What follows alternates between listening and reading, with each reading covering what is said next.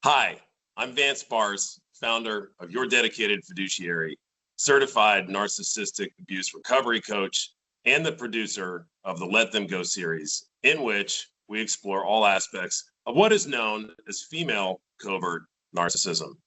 Before we jump into today's episode, and to keep my legal team happy, I do want to share that nothing discussed herein should be considered legal or financial planning advice, nor as a substitute for mental health services.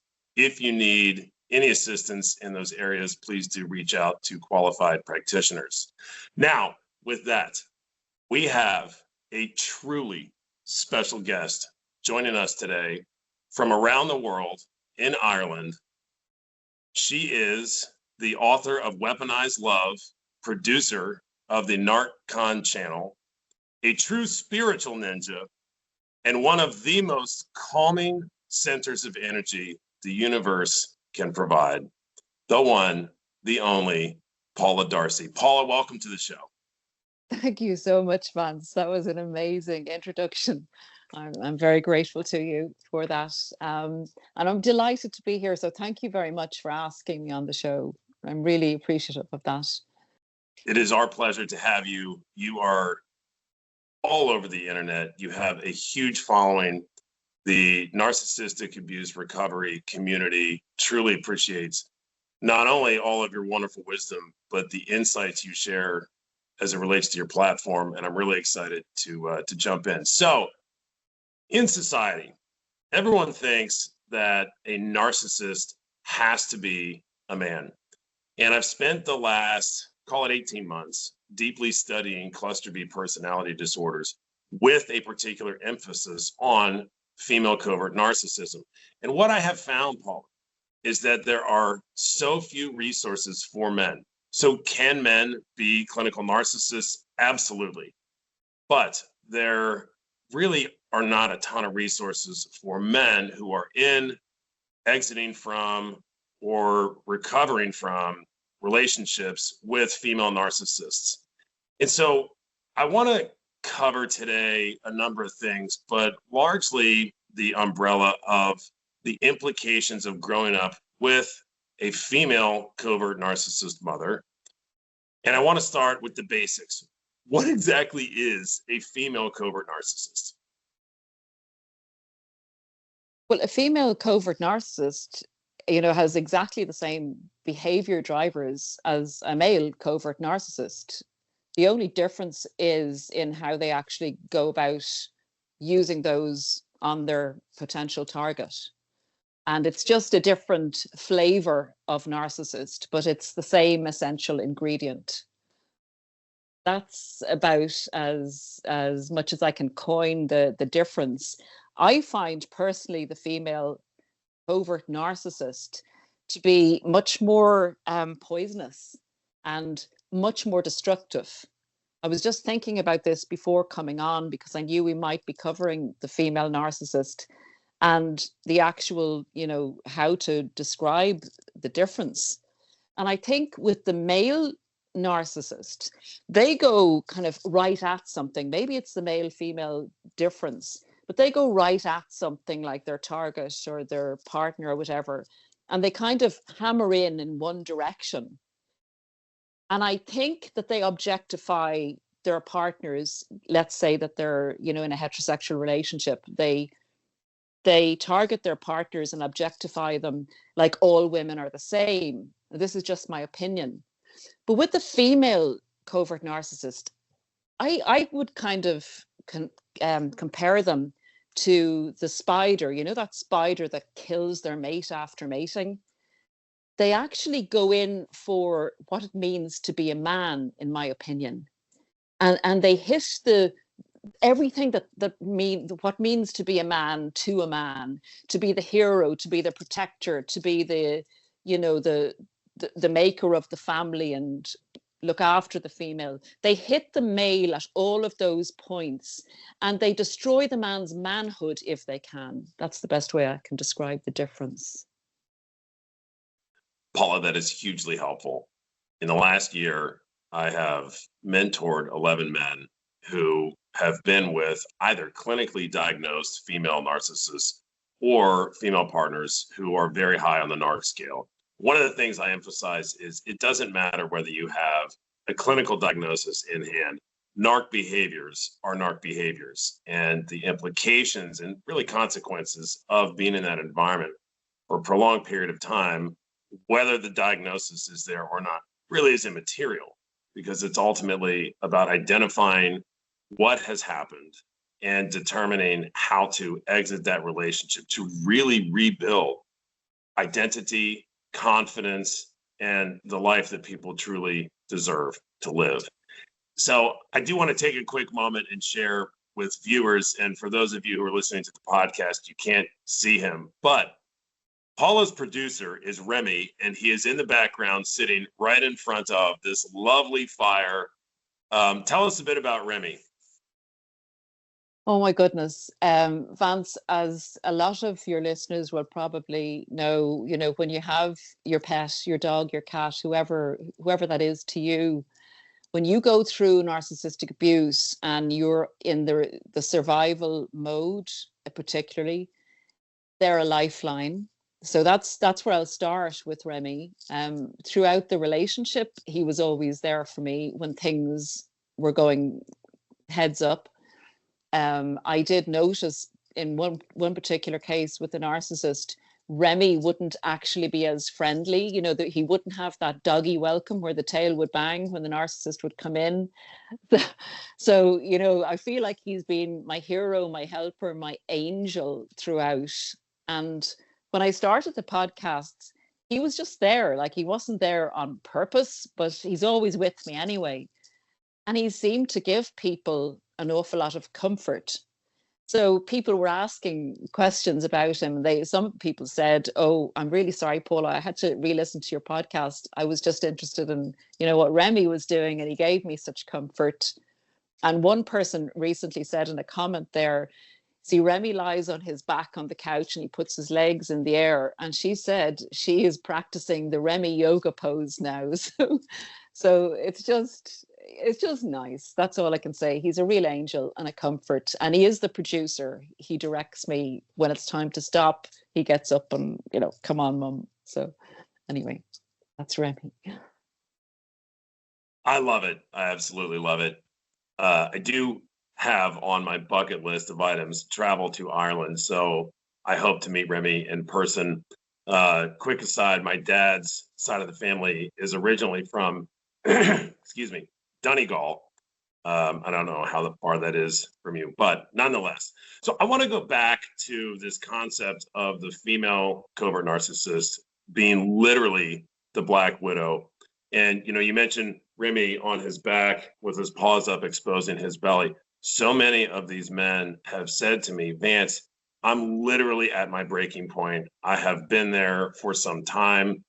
And when they learn about female covert narcissism, they go, "My God, I now have a description of the behaviors that I have been experiencing for so long." It was not immediate, but the undermining, the emotional volatility, the explosions, the emasculations, the gaslighting, all the things. So what are some of the common behaviors that you have seen in female covert narcissists? Okay, so they present themselves like all narcissists with a total fake mask. And you can get a lot of the most ruthless of females presenting as the little angel who needs protection. And as I mentioned earlier there, what appeals to the male ego apparently is there's the hero complex and the rescuer complex and the protector and the savior. And these females are so aware of the way to get under a man's skin, basically. And you'll get a lot of them whimpering and simpering. This is one aspect of them. There's another aspect as well. Whimpering and simpering and praising the guy and thanking them profusely for being, no one else helped me like you did. No one else protects me like you do. And kind of bigging the man up to make them feel very manly. And that's an extremely attractive quality. It's an extremely attractive thing to feel the fullness of yourself as a person, to feel the best side of yourself, and to feel that you are doing a good job protecting, you know, the female in your life. So I don't know, I'm not a man, but that's what the guys say to me, you know, in coaching, etc. The other aspect is they are very proficient sexually, and they will be quite promiscuous sexually, and they will go beyond the borders basically and do anything that the man wants, and nearly get them addicted to a type of sex that they may not never have experienced before, which actually in some case can ruin the men going forward, going into normal relationships, because it becomes an addiction. So I don't know if your male colleagues or your people that you speak with have found that it's very difficult to go into a normal relationship after being with one of these witches, is the best way I can describe them. They look and appear often very vulnerable and very nice to the guy's face and very authentic to the guy's face. But in the background, they're working away at chipping away at, for instance, saying that they're afraid of their husband or their boyfriend. And, you know, the husband and boyfriend are being very abusive. But they don't want to say anything bad about them. This is to the family and friends maybe of the man. And they appear very authentic, and people are saying, no, if he's doing that, you should speak out, you know, you should say it. And this is what I call a ball of evil, because they know exactly what they are doing. And they're going to eventually cause chaos and hell on earth for this poor man who is loving them to the end of the world, who may have one or two canny friends, and canny is an Irish and Scottish term for in the know friends, that are giving the guy the nod. I don't think that this girl, your wife, your girlfriend, is okay. I think there's something wrong with her. And the guy, because he's so convinced that she's a beautiful, lovely soul, which is what she's putting across, he goes against the male friends initially, you know, or the female, whoever can see through the facade. But they are extremely good at it. The older they get, the better they are at it. And they are usually very invested in how they look, but will play that down. Does that ring true to you in any way? Literally in 100% of the aforementioned cases. And there's this cycle that is so idiosyncratic to the narcissistic relationship: love bomb / sex bomb / idealization, then prolonged devaluation, which starts very mild at first, a discard, which is when they will either shut off communication or have an emotional eruption and leave the house, or maybe even break up, followed by the Hoover, which metaphorically is the Hoover vacuum cleaner, literally sucking the male victim back up into the relationship cycle. And it just goes round and round and round. And, you know, you mentioned the sensuality aspect of it.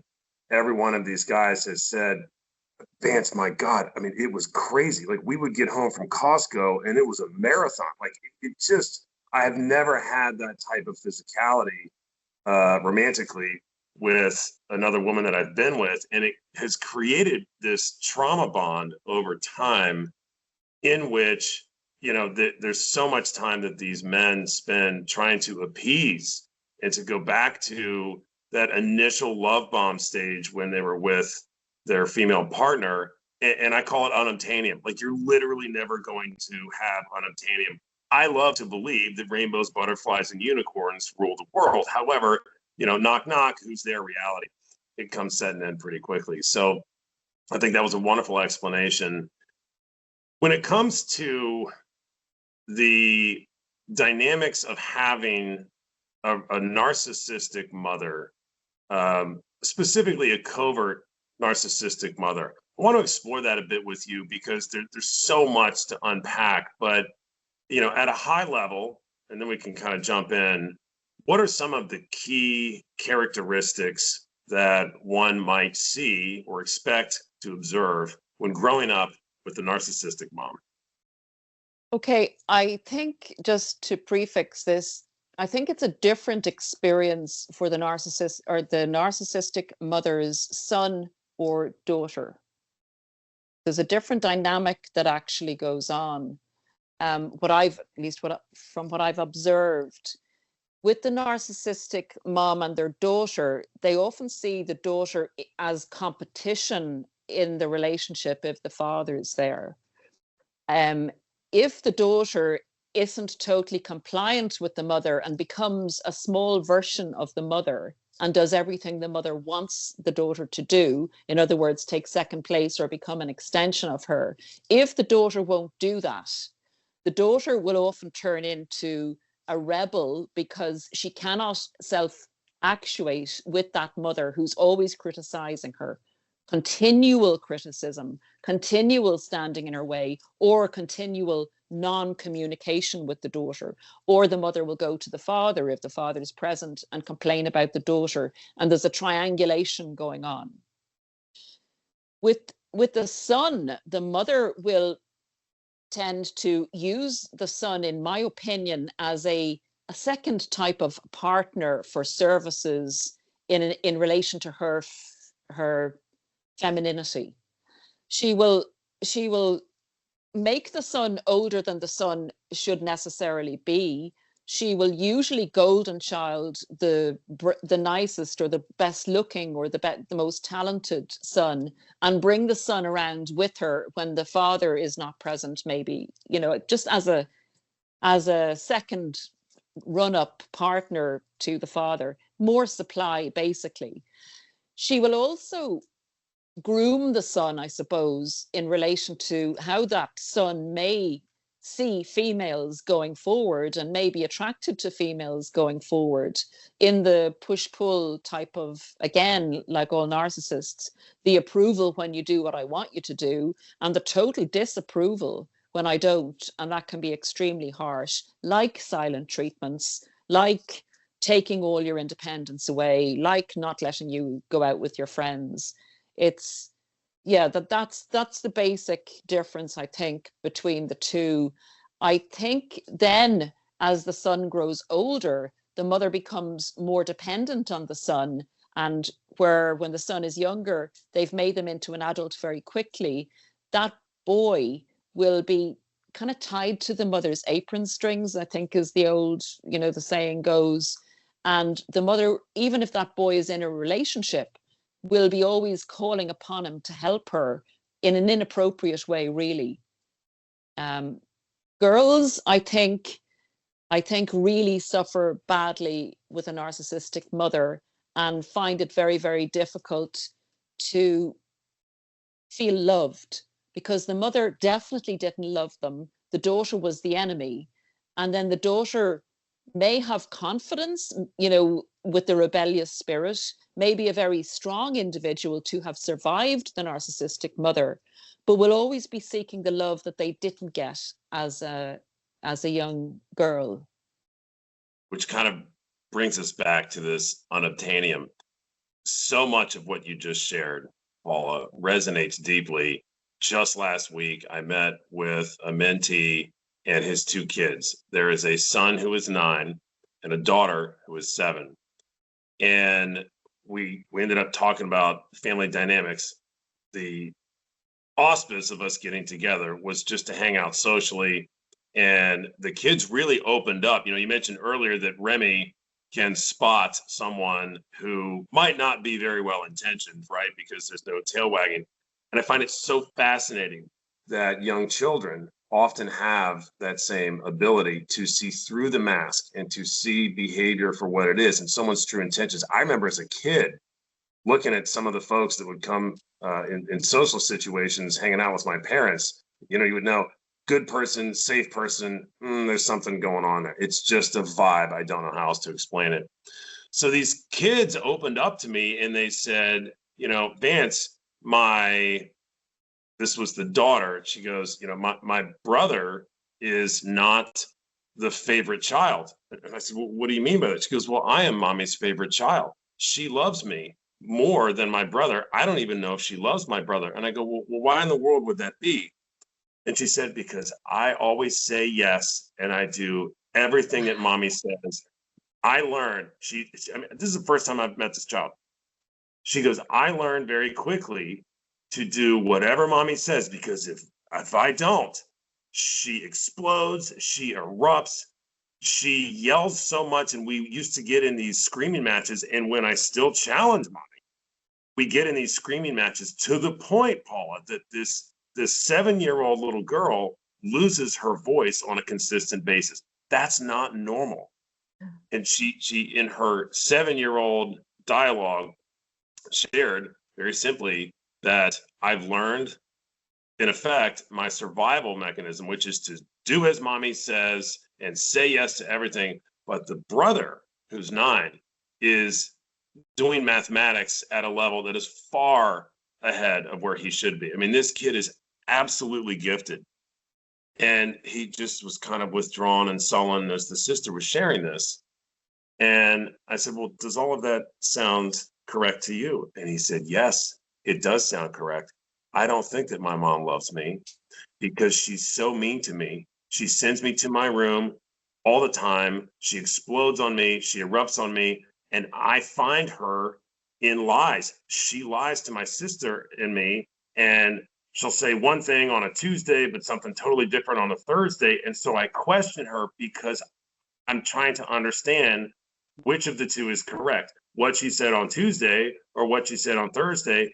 And she literally gets up in my face. I can feel her spit on me. She explodes.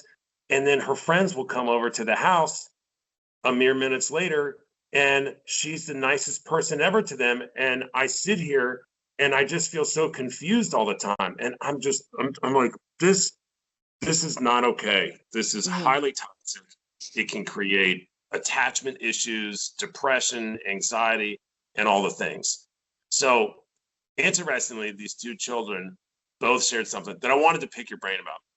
They said, everything that we do is a competition with mommy, whether it's sports or cards or whatever. And if we ever don't perform the best at our sports, we can see in mommy's face that she's disappointed in us. Why is it, Paula, that female covert narcissists will compete with their children? Well, Vance, it's not just the females that will compete with their children. A lot of the males will be even harder, particularly on their sons. But the children are seen as a representative of the narcissistic parent. So the children not performing 100% reflects on the narcissist. And it is as simple as that. I really feel for those poor children in relation to them taking it on personally and feeling that there's something wrong with them because mummy doesn't love them. And what's very necessary for them is to have some adult in their lives that's normal, and for somebody to really explain to them, although it may not go in at heart level, that there's something wrong with mummy, not something wrong with us. One of the other things that these children shared is that they don't feel safe because they feel like they're constantly walking on eggshells. And so much of what the children shared was literally verbatim.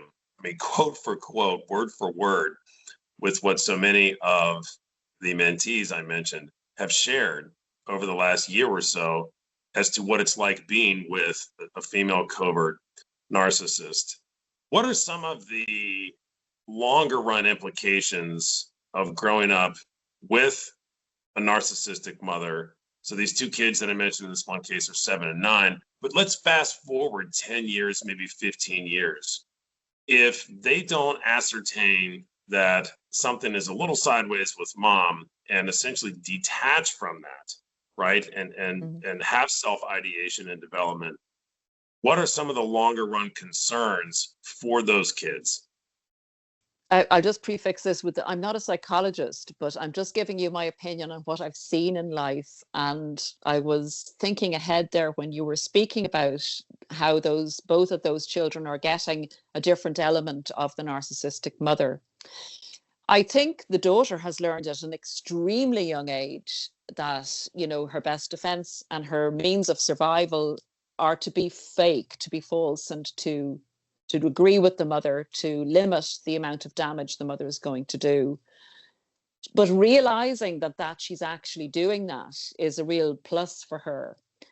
However, I feel when she gets older and goes into relationships, she may have an element of disassociation, because to protect yourself from that amount of volatility and, you know, abuse at such a young age, the ways that we survive would be to change our behavior into the false pattern of agreeing with the mother all the time.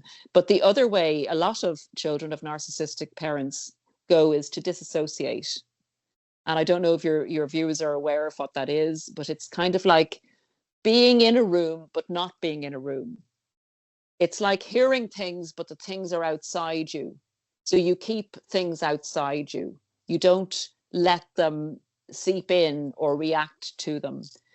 So perhaps when the girl goes into a relationship later on, if she hadn't or doesn't deal with what's happening now, she may not be her true self. She may find it hard to actually say how she feels about things because of a pattern of grooming and disassociation. She may also allow a lot of abuse to go on, feeling it's normal and just staying quiet about it and managing it. With the boy, I feel that it's very interesting. I know he may have a natural talent for mathematics, but I think he may find himself with a partner who is very mathematical or very even kind of autistic in a way of being, like fact, cause, effect, facts, things that make him feel safe, if you know what I mean. Somebody who he knows where he stands with, and maybe negate a side of himself that he could explore more creatively if he felt safe. So that's if he doesn't do the work. That's what I think could happen. It was pretty fascinating hearing these children who I just met for the first time say to me, you know, mommy explodes, she erupts, she yells at the top of her lungs, but when her family's around, when her friends are around, it's like she's a totally different person. And you know, daddy, on the other hand, he's calm, he's peaceful, it's happy over at his house. And it's just heartbreaking because in the United States, there's generally, not in all states, but generally not a lot of weight given to the emotional, psychological, and spiritual abuse. Whether it's from a mom or a dad is largely immaterial. Abuse is abuse. Those children understand their reality. Those children understand both parents for who they truly are. And both children understand the perception of the parents from the outside versus the very contrasting reality of what goes on behind closed doors. And I want to talk a moment about what I call counter-parenting, otherwise known as co-parenting with a narcissist, because so many of these men, Paula, they have said to me, Vance, I thought that the divorce was going to be done. She got her money. She went on a massive smear campaign, which interestingly, in all cases, started well before the divorce was actually filed. And several of them said that their now ex-wife's behavior was so vile and so explosive that in hindsight, they look back and they go, Vance, it was obvious to me that she wanted me to file for divorce. Why? Because she wanted to look like the damsel in distress. She wanted to paint me as the one who was divorcing the family, breaking up the family unit, deserting the kids, abandoning, you know, my post as a man. And in those cases, when that did not happen, there would be a Hoover and then a sort of sideways period of 2 weeks to maybe a couple months, during which she was actually plotting and planning the exit to ultimately turn back around after being completely fake, completely phony during that hover mode and filing for divorce. And literally it was just mask off with these guys explaining this. And so many of them go, okay, she got her money, she smeared me, she got everything that she said she wanted. She should be done. We can both move on with our lives and co-parent the kids. Except that is not what happens.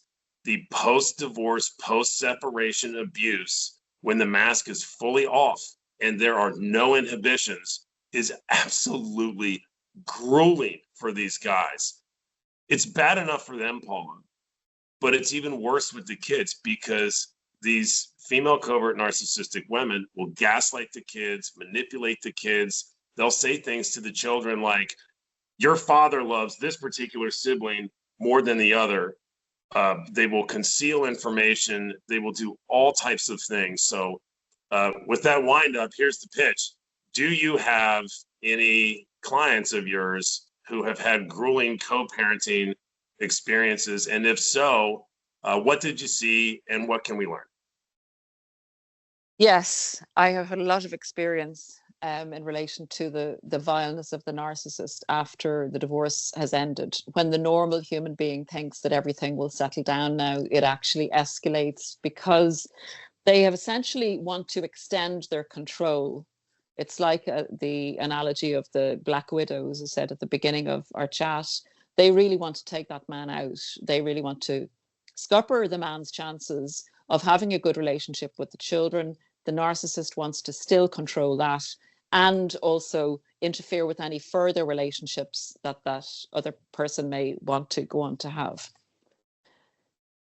With the children, from the children's aspect, one of the hardest things to do, but one of the best things that, say, the father can do, let's just take it from the female narcissist, is not to actually criticize the mother to the children, which is extremely hard when you know what's actually going down. But to, you know, when the children come to him, well, mum says, dad, that you said this. The best thing to do is to say, oh, did she? Oh, no, that's not what I said. This is what I said. But, and then if the child says, well, why did mummy say that? Or something to that effect, it's best to say, mummy is very different to me. She does things differently and she has different views on life. And not all people are the same. To give the child, not to enmesh the child with who's right, mummy or daddy, but to actually point out that mummy is very different and that people are different and that you will have the choice as to who you want to be and make your own opinion up on as to, you know, what type of a person you want to be growing up, so that there is that kind of individuation. So the child isn't caught in the, say, the father's hate of the mother. That's kept to the side. The child doesn't feel the responsibility. The father is the adult in the parenting situation and kind of puts ease on the child by explaining it very simply, and also going back to the child and asking the child for their opinion on things, maybe not related to what they've just said, but to keep bringing the child's individuality out in them and not having them take on all of the narcissist's opinions of who they are and who they should be. Just adding that in, if that helps. In relation to other aspects of it, show the child a different way. Don't give up hope or despair for the child, even when the child's being gaslit by the narcissistic parent. As hard as that is, do your best to show the child, introduce them to healthy family members, do healthy things, and allow the child to come forward with their opinions on things. And if the child keeps saying, well, mummy says this, go back and say, well, what do you think? What would your opinion be of that? That's, I think, one of the healthiest things you can do for the children in that situation. Yes, in this particular family unit that I referenced, the children are in consistent therapy with a very specialized person with expertise in helping children in that particular situation. It's not just a general therapist. I think a lot of parents who are now divorced from a narcissistically abusive ex can benefit by getting the children into therapy so that they have a safe place. They can open up, they can identify their feelings. And it's interesting. One of the things you mentioned reminded me that the kids, when they were explaining to me what their mom is like, they said to me, you know, we know that something is a little off with mom because she is so mean to our dad. She's so mean. She hates him. Everybody knows that. But she's nice to everybody else. And daddy's not mean to her. Like, she's just so mean.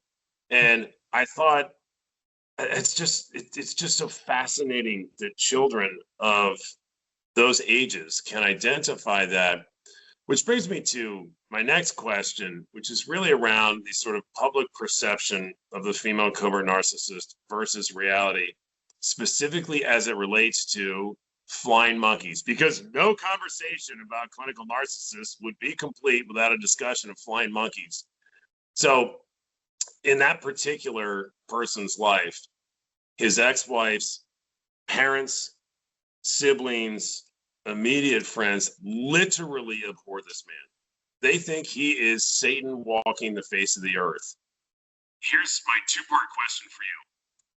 First, what are these flying monkeys, so that viewers who might be unfamiliar with the term can get a little insight? And secondarily, how is it, Paula, literally, how is it possible for the immediate family members, parents, siblings, etc., and even very dear close friends of the narcissist, how is it that they can see data and evidence that the person, in this case the ex-husband, is not who the female narcissist said he was, yet they don't believe it? How is that possible?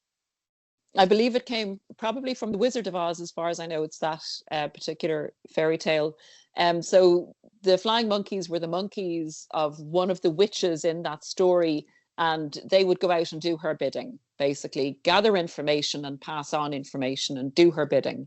So that's where the term comes from in relation to narcissists, and anyone in the community is very familiar with all of these sayings and names that we never really wanted to be familiar with, but there you go. Okay, so in this dynamic, the family of the narcissist knows exactly who the narcissist is. They've always known, but they tend to, for various different reasons, not come down fully on the truth of who the person is, the narcissist is. Either they're afraid of them, that the narcissist will go against them, or they want to keep the facade of the family, intact. There's a variety of different reasons. So they know exactly who the narcissist is. But they can deflect all of the problems with the narcissist onto somebody else that the narcissist brings into the nest, so to speak. So in order to keep things as normalized as possible, and for them not to become the victims or the targets of the narcissist, they will agree with the narcissist's version of events and narrative. So the bad focus can be on the target that the narcissist originally brought into the setting. You have different reasons why different flying monkey groups will do different things. That's one reason, that they want to keep the narcissist stable and fed with the outside badness or focus on the target. The other reason is that members of that flying monkey group may also be very dissatisfied with their own lives and love to have somebody to put down to make themselves feel better, and generally are unhappy individuals. The other flying part, say, let's divide the flying monkeys into 3 regiments. The other regiment actually believes the narcissist story because the narcissist is so convincing, and has actually started the smear campaign nearly as soon as the relationship started. So what's going on in the background is, oh, we're so delighted you've met this wonderful man. He seems amazing. And they talk about the narcissist partner, in delightful terms. The narcissist doesn't like all that positive attention going on the partner and says, well, he's okay, but, you know, I'm very happy to have met him, but I do have to do this for him and that for him because he does have a few problems. And that's the way it starts. So that's why the flying monkeys are, for all of their different reasons, supporting the narcissist. The man in this case, who you bring up, you know, with those children, needs to understand that this is nothing to do with him. He is literally a strong person who left this nasty narcissist and is paying a heavy price in relation to she wants to destroy him. So she's bringing in all of her minions, feeding them evil fodder, and they're all focused on him so they don't have to look at what's wrong with themselves. I completely agree with all of that. And it actually sparked another idea that in that family structure, there might be a level of accountability in which some of those acting members on the stage would have to reflect on their role within the family unit, and in particular the parents, in terms of how this narcissist grew up to literally become a narcissist.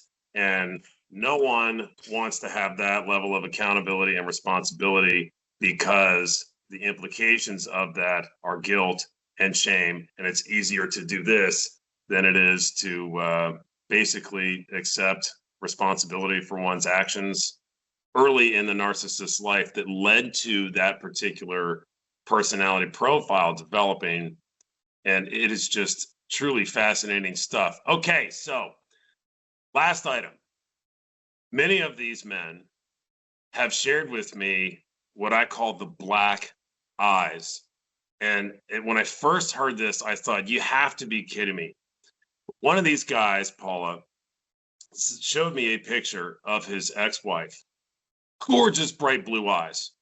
And then he showed me multiple pictures of her with literally black eyes, like the pupils had dilated to the point that you couldn't see any blue, and it was all black. And he would share with me that there would be some type of innocuous thing. It could be a small detail that was inconsistent, or sometimes there were major lies that were discovered. But when he would confront her, it was always, and by the way, when I say confront, I don't mean like in her face. I mean a simple, innocuous, hey, I'm just checking my reality here. Was it A, which you said on Monday, or is it B, which you said today on Friday? And every single time it would be kaboom, just this huge explosion, followed by deflection back at him, followed by finger pointing. Like things from 8 years prior would be brought up that never came up in conversation. And so all of a sudden, you know, this guy is sitting there defending himself on allegations and accusations and issues that came up for literally the first time, followed by stonewalling. You know, she would either shut the conversation down with blanket statements. My God, this guy told me it was blanket statements galore. Or she would leave the house, slam the door, and take off to a family member's house. And it just went round and round and round. So when he showed me these pictures, I became a believer in what I call the black eyes of narcissism, which is something that unless someone has actually seen it in real life or seen the evidence, they simply would not believe. Have you, as a practitioner, come across this, and what sort of spiritual aspects or maladies are rife with clinical narcissism? Okay, as you know, Vance, a lot of people, some people will not like to go into the spiritual element of the narcissistic personality disorder. But in actual fact, I don't see how you cannot. I see it as a very spiritual life force. Years ago, we didn't have, psychology that put some nice clinical terms on the behaviors of a narcissist. I think psychology is great in that it's a good classification system. For me, it's like a dictionary as to, silent treatment, why this happens, behavior drivers. So it's a wonderful vocabulary to describe narcissism. In my experience, and I will often say, as the old Cherokee, or I can never say that word right, the Indian saying was that within us, as we grow, there's a bad wolf and a good wolf. And whichever wolf we feed more, we become. I feel that the narcissistic personality is based on destruction, stealing, destroying, hate, malice, blame shifting, envy, and all of those awful parts of the human dynamic. The narcissist has to keep a nice facade up in order to be able to move around in society with some type of normalization of their personality. When they are directly threatened or held accountable, whatever takes them over, I mean, you can call it evil, you can call it a demon, or you can call it an energetic darkness, whatever sits right for a person to be able to accept. Those of us that have seen it feel that something else takes form in the body, and the eyes go black, which of course can be physically explained as a dilation of the eyes, but so be it. We have physical, manifestations of different things. Something is causing it. And that person, the person behind the individual that you knew, doesn't exist in that time frame. And there is, as you say, there is the finger pointing, there is the yelling, there is things taken from the 10 years ago. Anything and everything, every weapon is thrown at the person who has dared question the omnipotence of the narcissistic individual. And what's most fascinating is you feel that the person isn't in the room, you feel there's something else attacking you. Then it suddenly stops. It stops and it's gone. And the eyes come back to normal. And the person says, would you like to go for a walk? And you're, excuse me? Sorry? So I don't know if you've had that experience, but I sure have. And I know people that have had similar. So Paula, where can viewers and listeners learn more about the resources you provide, the book you wrote, and information about you? First of all, the channel is called Narccon, where I'm on YouTube. If you want to watch some podcasts there, I'd be delighted. The book is Weaponized Love, as you've said before, available on Amazon. And I do coach. I've been coaching for the last 3 or 4 years.